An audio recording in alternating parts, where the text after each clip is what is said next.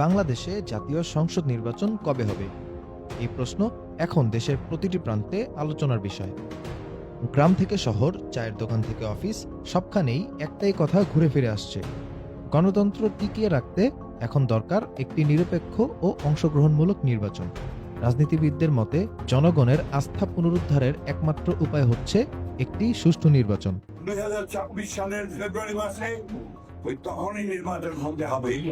বিহার হবে কি হবে না ওটা আগামী পার্লামেন্ট সিদ্ধান্ত নেবে। কেউ আশা করছেন জনগণের ভোটের মাধ্যমে পরিবর্তনের বার্তা দেবে, আবার কেউ মনে করেন স্থিতিশীলতাই এখন সবচেয়ে জরুরি। গণভোট হোক বা জাতীয় নির্বাচন, এটি শুধু রাজনৈতিক প্রক্রিয়া নয়, এটা সাধারণ মানুষের স্বপ্ন, অধিকার ও ভবিষ্যতের প্রতিচ্ছবি। দীর্ঘদিনের রাজনৈতিক অস্থিরতা, অর্থনৈতিক সংকট ও মানুষের হতাশার মাঝে একটি অবাধ ও সুষ্ঠু নির্বাচনই পারে নতুন করে আশার সঞ্চার করতে।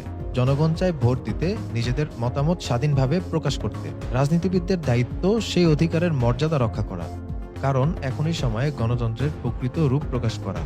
বাংলাদেশের আগামীর পথ নির্ধারিত হবে সেই একটিমাত্র দিনে।